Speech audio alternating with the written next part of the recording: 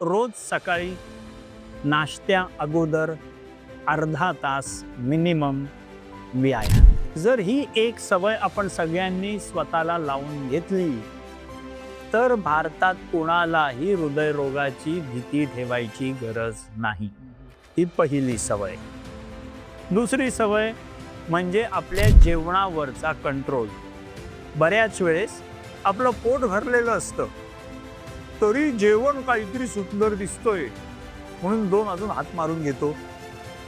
बऱ्याच वेळेस आपल्याला समोरच्याने आपल्याला मुद्दाम त्यांनी जबरदस्ती केलेली आहे, अहो खाओ खाओ खाओ, तिथे नाही म्हणता न येणं आणि त्याच्यामुळे खायवं लागणं ही सर्वात मोठी चूक.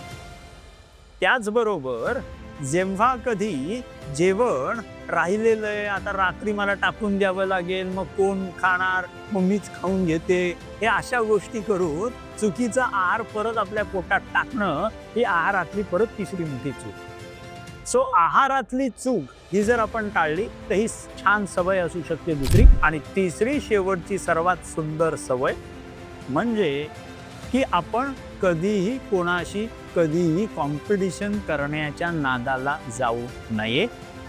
सगळ्यांचं आयुष्य, सगळ्यांची किस्मत वेगळी वेगळी त्यांनी छान लिहिलेली आहे. जे त्याने दिलेलं आहे ते सुंदर दिलेलं आहे हेच समजून त्याला एन्जॉय करायला घ्या.